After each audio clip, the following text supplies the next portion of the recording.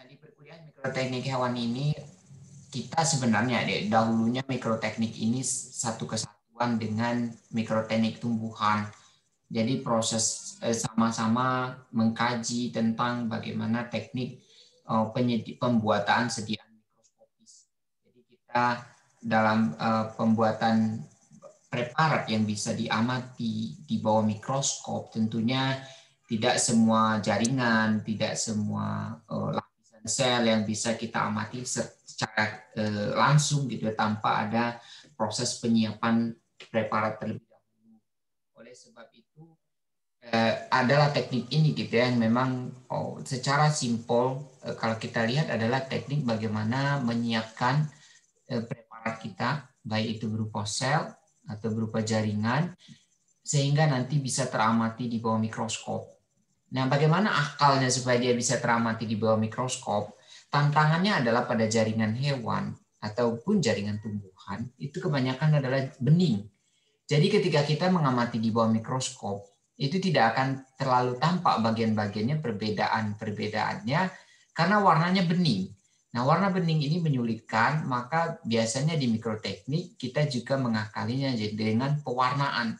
Jadi ada macam-macam pewarnaan yang akan kita kaji nanti. Nah, itu jadi pokoknya bagaimana preparat itu, sampel itu disiapkan sedemikian rupa sehingga ketika kita amati di bawah mikroskop, kita bisa mengamati bagian-bagiannya secara spesifik seperti yang Anda semuanya sudah lihat sebenarnya di kuliah struktur hewan misalnya gitu ya, yang mungkin sempat berpraktikum kalau kalian dulu ya di struktur hewan ini. Jadi bisa melihat bagaimana bagian-bagian perbedaannya, kemudian berbagai macam pewarnaan, lapisan-lapisan. Nah, tantangannya juga adalah bahwa jaringan itu biasanya tebal. Jadi dia terdiri bahkan kadang-kala sampai puluhan atau ratusan lapisan sel. Sehingga kalau kita sayat jaringan, lalu kemudian kita letakkan langsung di bawah mikroskop, itu tidak akan bisa muncul gambar yang hasil foto mikroskop yang bisa teramati pada struktur yang lebih detail. Karena mengapa cahaya tidak bisa menembus lapisan yang terlalu tebal, sehingga samar aja semuanya. Maka di sini nanti di mikroteknik ini jaringan yang tebal, lapisan yang tebal kita tipiskan dengan penyayatan, kemudian jaringan yang bening itu kita beri pewarnaan sehingga dia akan terlihat visible, bisa diamati di bawah mikroskop dan kemudian dengan refleksi dengan penampakan yang jelas gitu karena dia bisa ditembus oleh cahaya. Nah, bagaimana teknik-tekniknya? Jadi saya ingin memperlihatkan misalnya kalian sudah familiar dengan sistem pencernaan, tetapi di mikroskop tentu kalau secara makroskopi, secara anatomi kita bisa melihat struktur duodenum, kemudian ventriculus misalnya, tetapi bagaimana kita bisa melihat perbedaan-perbedaan pada skala mikroskopis seperti ini. Jadi ini adalah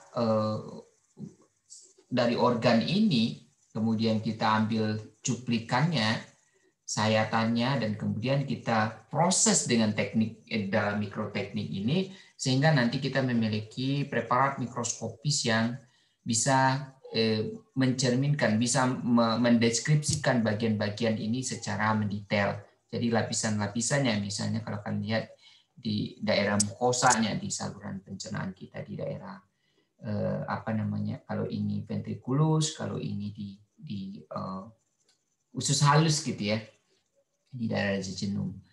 Nah, ini juga misalnya salah satu preparat yang juga biasa kita amati misalnya untuk melihat struktur ginjal. Jadi kalau ginjal secara utuh itu kita letakkan di bawah mikroskop, mungkin tidak akan terlihat struktur mendetail dari tubulusnya, dari glomerulusnya, tetapi dengan pembuatan sediaan dengan menggunakan teknik mikroteknik ini kita bisa mengamati juga misalnya ini dari penampang penis, misalnya kita bisa melihat strukturnya, lapisan-lapisannya.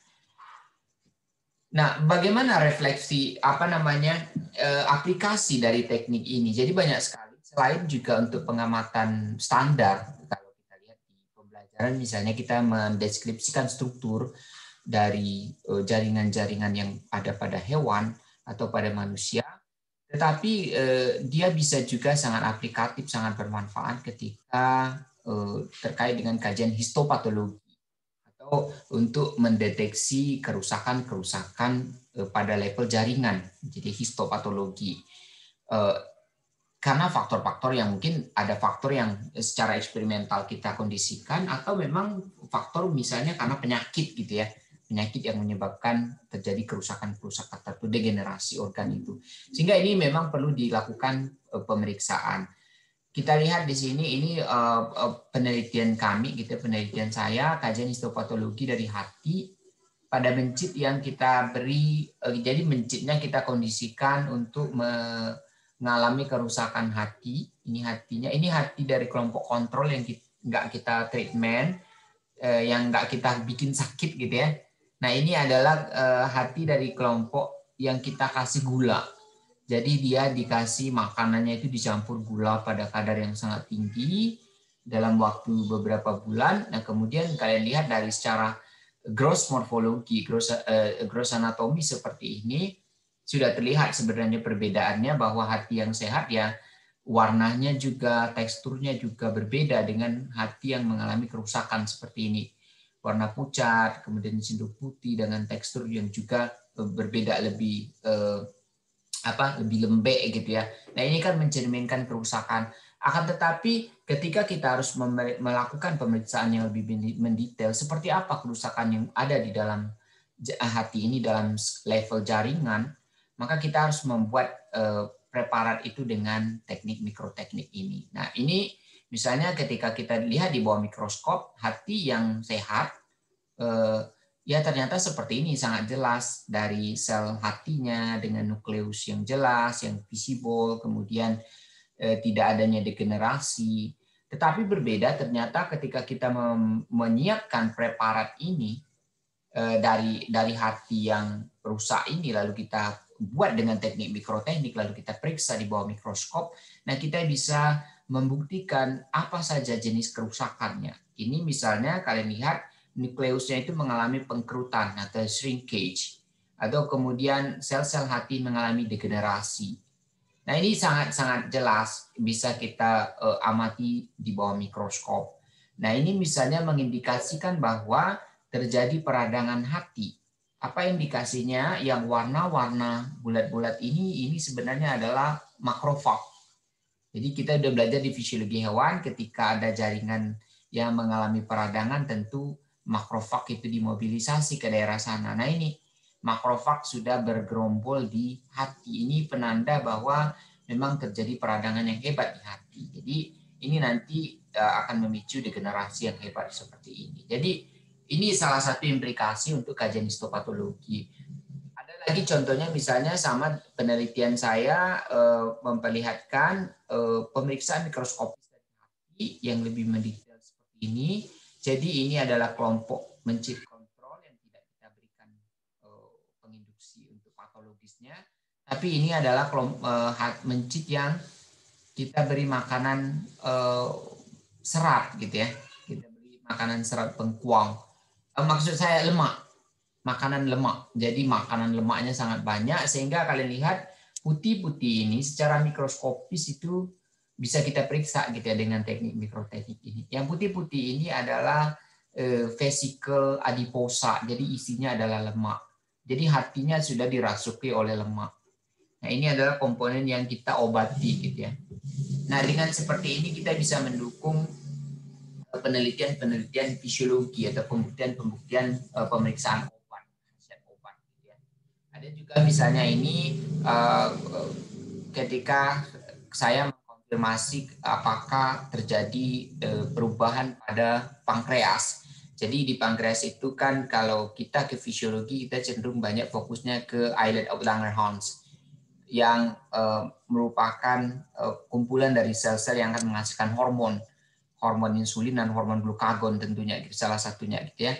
Nah, kita lihat ini misalnya terjadi perubahan yang sangat jelas bahwa dari ukuran islet, dari diameter islet, ketika kita periksa dengan teknik mikroskopis menggunakan mikroteknik gitu ya. Nah, terlihat bahwa terjadi pertambahan ukuran yang sangat signifikan, bahkan hampir 2 setengah kali gitu ya, lebih besar daripada kelompok kontrol atau kelompok yang diobati.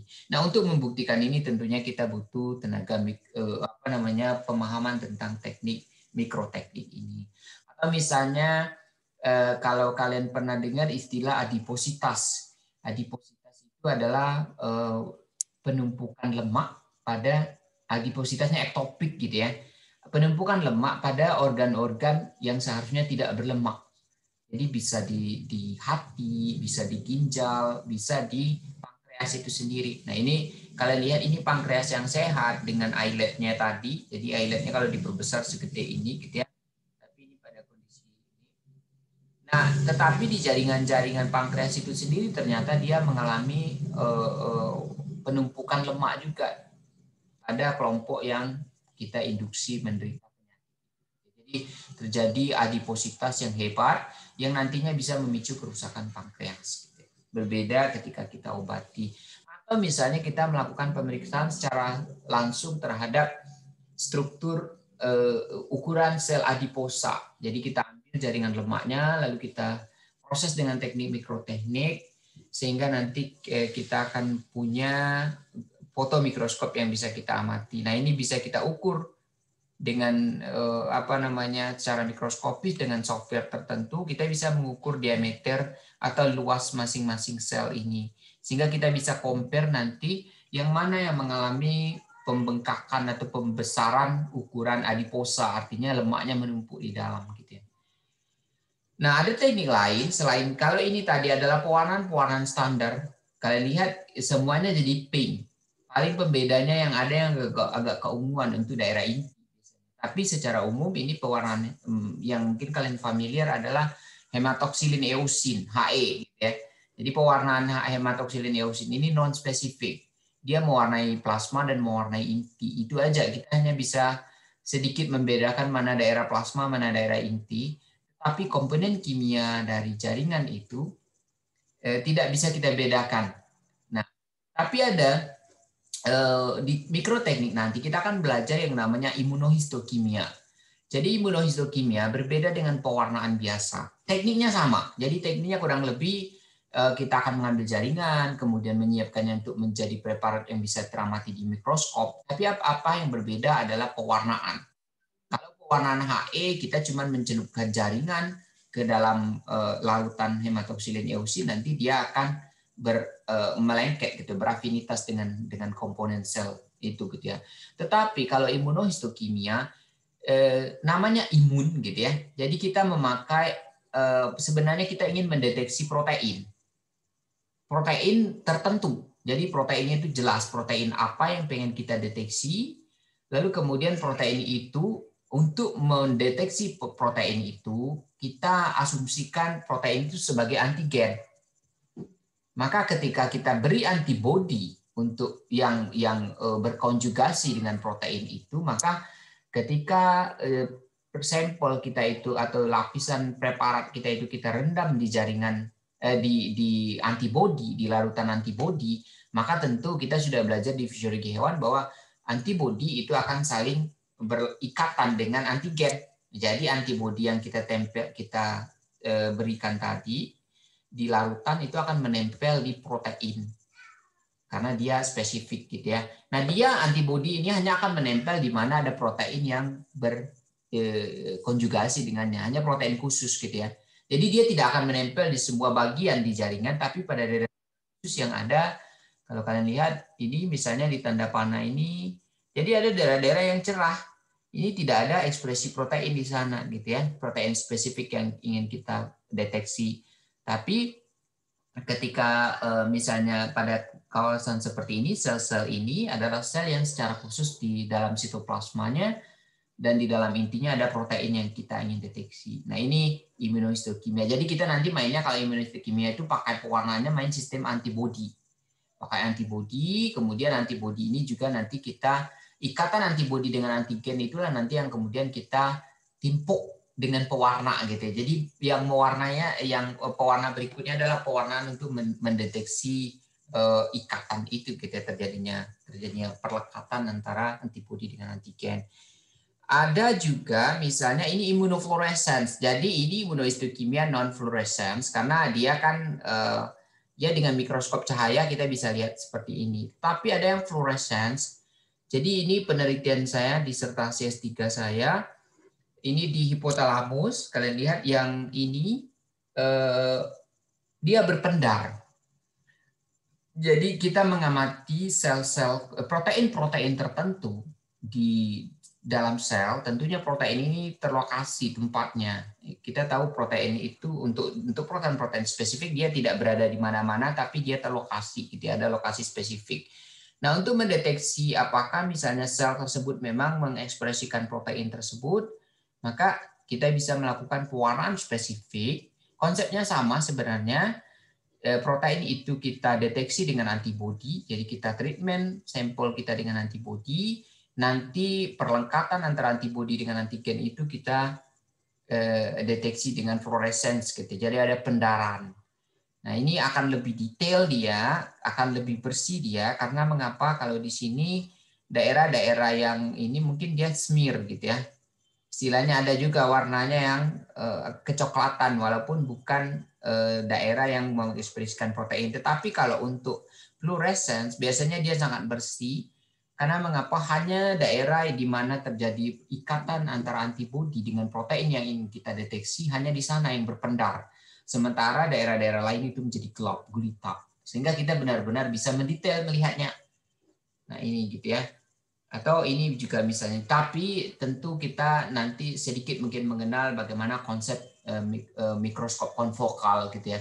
Mikroskop yang nanti pakai laser, ada cahaya laser, atau dengan fluorescence biasa biasanya. Jadi ditembaki dengan spektrum cahaya tertentu. Tentu kalau kita ingin mendeteksi warna merah, fluorescence merah, tentu kita harus tembaki dengan warna merah gitu ya.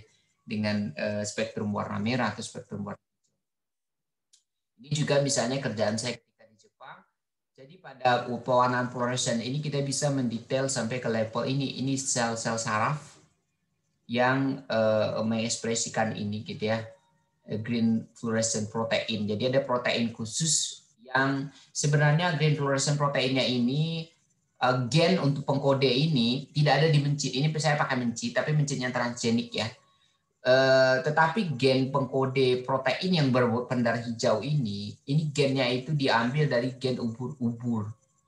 Jadi ubur-ubur yang hidup di dasar laut itu di kegelapan itu berfluorescence. Nah, oleh para ahli rekayasa maka diambillah gitu ya sequence gen yang mengkodekan itu kemudian diinsersikan ke embrio dari tikus gitu ya, embrio mencit maksud saya, sehingga ada sel khusus, sel saraf yang dikenal dengan NPY di hipotalamusnya mencit ini, sel saraf itulah yang nanti mengekspresikan protein berpendarnya dari ubur-ubur. Jadi mencit ini sudah transgenik karena dia sudah mewarisi salah satu sifat dari ubur-ubur bawah laut, ubur-ubur dasar laut ya.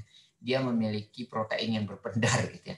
Nah, ini kan semacam rekayasa untuk memudahkan kita untuk melakukan pengamatan secara mikroskopis gitu ya. Jadi ada protein yang memang bisa kita langsung periksa di bawah mikroskop, tetapi tentu preparatnya juga harus kita siapkan. Lalu ada kita preparat yang sama kita warnai dengan protein lain. Apa tujuannya? Kita ingin melihat misalnya apakah protein yang dikenal dengan caveolin ini tempatnya itu pada neuron atau saraf yang menghasilkan NPY ini. Nah, maka kita bisa lihat seperti ini. Jadi ini pendekatan-pendekatan dengan imunohistokimia, immunofluorescence, tetapi ini yang lebih detail lagi. Ini sering digunakan pada untuk analisis yang lebih tinggi gitu ya. Karena mengapa? Berbeda dengan level ini tadi. Ini kalau ini kan mainnya ya memang komponen membran dan inti saja diwarnai. Tapi kalau ini sudah protein spesifik, bisa protein, pokoknya tergantung jenis proteinnya. Tetapi kalau ini mainnya adalah pewarnaan untuk melacak ekspresi gen. Jadi lokasi gen itu di mana? Nah, makanya kita bisa menemukan, bahkan ini pada level mikroskop, maksud saya di kromosom. Pernah dengar misalnya gen ini letaknya itu di lengan kromosom jaraknya berapa dari apa satelitnya, dari sentromernya misalnya ya, dan dia terletak di kromosom nomor berapa. Nah, di mana kita bisa tahu itu? Gen itu di mana letaknya? Salah satunya adalah dengan teknik yang kita pelajari di mikroteknik yang kita kenal dengan in situ hybridization atau hibridisasi in situ. Apa yang dimaksud dengan in situ? Ya jelas kita akan mewarnainya langsung di mana tempat gen itu berada. Jadi kita mendeteksi. Kalau misalnya nanti Alfi pengen melihat misalnya gen pengkode untuk warna lah misalnya gitu ya. Atau gen apapun itu yang sudah jelas sequence gennya, tetapi misalnya pada hewan ini kita nggak tahu dia itu diekspresikan di mana. Belum tahu. Maka kita bisa mendeteksi. Dia di mana sih lokasi gen itu? Atau pada level kromosomnya, kalau kita bikin preparat kromosom misalnya, kalian mungkin sudah praktikum genetik ya, di kromosom bawang misalnya, kalian bisa tahu dia di kromosom nomor berapa, di lengan kromosom yang mana, daerah mana. Nah, sama seperti ini, misalnya kalau di kajian perkembangan, biologi perkembangan, ini misalnya pola ekspresi dari gen sonic hedgehog gene. Jadi ada 4 macam gen di sini, fibroblast growth factor, kemudian ada SOX. Nah, bagaimana pola ekspresinya kita bisa mendeteksi. Jadi warna biru-biru, ungu dan ini gitu ya, yang biru ini adalah sebenarnya adalah lokasi di mana gen itu terekspresi.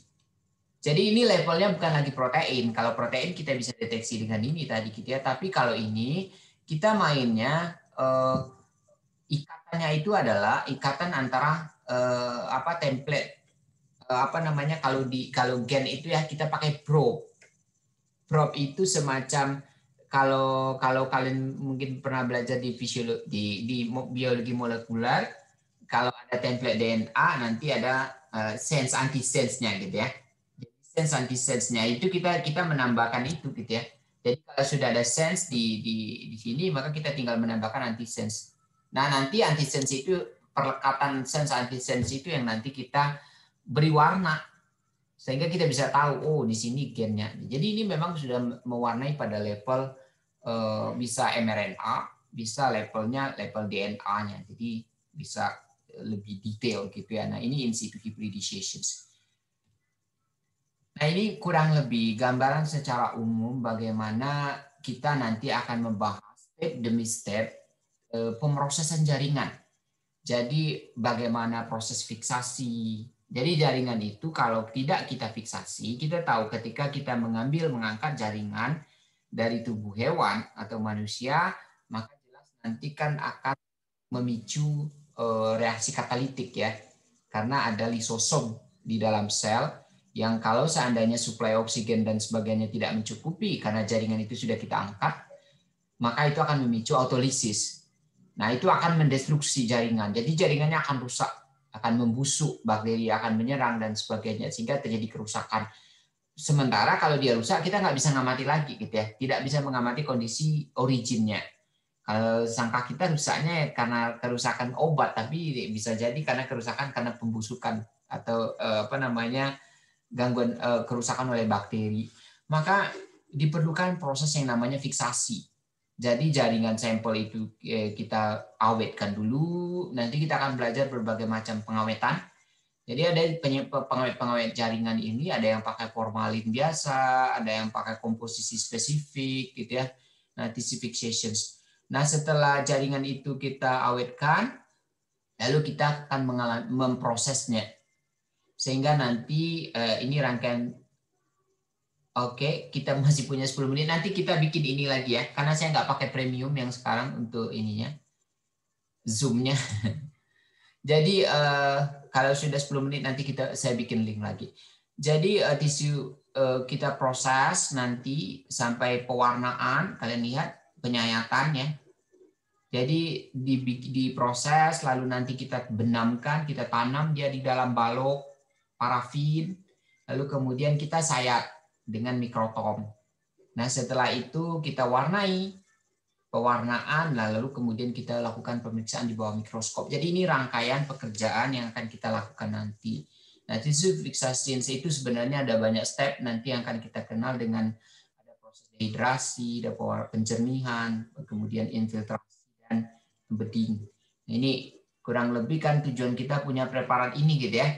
Punya preparat histologis yang bisa diamati di bawah mikroskop yang sudah nempel di gelas. Nah, bagaimana prosesnya? Nanti kita lihat bahwa sampel yang sudah fix itu kita benamkan, kita tanam di dalam balok parafin seperti ini gitu ya. Ini namanya embedding atau pembalokan. Nah, nanti kita akan punya balok-balok ini yang bisa kita sayat. Jadi untuk infiltrasi kita pakai parafin. Jadi ini dia ditanam di dalam parafin. Tanam dalam parafin seperti ini. Nah, nanti kita bisa melakukan penyayatan. Ini disayat di mikrotom. Jadi penyayatan atau slicing gitu ya, pemotongan. Saya dengan mikrotom dengan ketebalan biasanya ketebalan tertentu. Ada yang 5 mikron, ada yang ultra thin, kadang-kala sampai hanya 2 mikron gitu ya. Nah, kita akan dapat pita-pita ini. Pita-pita inilah nanti yang akan kita proses untuk kita tempelkan di gelas, lalu kemudian kita warnai dan sebagainya. Jadi itu gambaran tentang proses pekerjaan kajian-kajian kita pada perkuliahan ini. Teknik-tekniknya, kemudian dasar-dasar pewarnaan dan sebagainya, dan mudah-mudahan nanti kita cukup waktu untuk berlatih seperti ini tadi ya, untuk melakukan analisis dengan sebenarnya ini dengan Photoshop biasa kita menggabungkan memblas hasil 2 fotofluorescence. Jadi ini preparat yang sama sebenarnya, tapi dia difoto dengan spektrum cahaya yang berbeda. Ini difoto dengan fluorescence hijau, dengan spektrum cahaya hijau. Ini difoto dengan mikroskop dengan spektrum cahaya merah. Nanti kalau yang hijau kita tembaki ke sana tentu hanya protein-protein yang fluorescence-nya hijau yang akan berpendar. Kemudian kalau kita tembaki dengan warna merah, maka jelas hanya protein-protein yang memang berwarna merah yang akan berfluorescence. Nah, bagaimana cara nanti kita blast kedua ini, kita untuk membuktikan yang mana yang berkolokalisasi gitu ya. Yang satu ini kalian lihat misalnya ini yang saya kasih tanda panah ya. Ini ketika saya tembaki dengan spektrum pendaran cahaya hijau dengan fluorescence dengan laser hijau, maka dia muncul di sini. Ini menandakan bahwa neuron ini adalah neuron NPY. Lalu kemudian ketika saya tembaki dengan dengan laser merah, spektrum laser merah, maka kita lihat di sini dia juga di bagian perifer, yaitu bagian tepi sel sitoplasma itu juga mengekspresikan warna merah itu. Nah, ini ketika kita blast kedua gambar ini, kita bisa ketemu, oh ternyata si neuron ini, neuron NPY ini, dia di sitoplasmanya menghasilkan protein yang dikenal dengan caveolin. Nah, itu salah satu yang penerjemahnya nanti bisa kita gunakan. Nah, sebenarnya kita juga bisa mengkuantifikasi ekspresi dari ini gitu ya. Jadi dari pengamatan histologi seperti ini, mikroskop seperti ini, kita bisa juga menghasilkan data yang bersifat kuantitatif gitu ya. Karena kita bisa ngitung-ngitung jumlah ini juga luas ini bisa kita hitung per bidang pandangnya gitu ya. Baik, karena waktu juga membatasi kita, saya pikir itu saja, tidak terlalu banyak yang ini untuk di intro kita. Jadi ada perkuliahan nanti saya, Pak Ilham dan Pak Robi, kemudian kita akan bercerita tentang ya kurang lebih seperti ini, minimal kompetensinya kalian memahami nanti tahapan-tahapan pembuatan preparat untuk sediaan mikroskopis. Nah, nanti kita akan ya, mungkin kita akan membahas sedikit juga kalau punya waktu nanti ya penelitian-penelitian tentang yang menggunakan teknik mikroteknik ini, tapi kita tidak fokus kepada konten hasil dan backgroundnya, tetapi kita fokusnya kepada tekniknya atau bagian metodenya gitu ya, seperti apa step-stepnya gitu yang bisa digunakan gitu ya. Karena nanti beda jaringan, beda pewarnaan dan sebagainya itu akan berbeda juga mekanisme atau teknik mikroteknik yang bisa kita gunakan gitu ya. Itu saja saya pikir, dan nanti saya akan membagi, tapi saya belum selesai gitu ya, membagi tugas. Minggu depan itu kita akan mulai berdiskusi, jadi kalian akan mungkin berdua gitu nanti ya, berpresentasi tentang proses ini gitu ya. Jadi kalian bisa mengeksplor sendiri nanti mikroteknik ini seperti apa, dan kita akan saling bekerja sama untuk memahami ini. Oke, terima kasih. Saya pikir kita semuanya ada ya, hadir ya. Kita semuanya hadir di perkuliahan ini, dan saya belum sempat untuk menginput di iLearn dan sebagainya, karena juga dosen belum enrollment gitu ya, belum selesai enrollment sekarang ini gitu ya. Jadi RPS nanti bisa saya bagikan, tapi sebenarnya RPS ini sangat fleksibel. Kita bisa untuk di mikroteknik ini kajian kepada proses tahapan teknik ini. Kita ada berdelapan ya. Ada berdelapan, berarti nanti kita bisa bagi dua gitu ya untuk cerita tentang mikroteknik ini nanti. Ada yang ingin ditanyakan? Kalau mengenai tugas presentasi nanti akan saya segera, mungkin besok ya saya share saja ininya, karena saya sore nanti juga ada meeting gitu ya, ada pertemuan. Kalau perkuliahan mungkin kita nanti pakai MS Teams saja, karena saya lagi belum purchase lagi, belum berlangganan lagi dengan Zoom ini gitu ya. Tapi pokoknya kita komunikasikan di grup saja nanti ininya, bagaimana tekniknya. Baik, terima kasih. Assalamualaikum warahmatullahi wabarakatuh.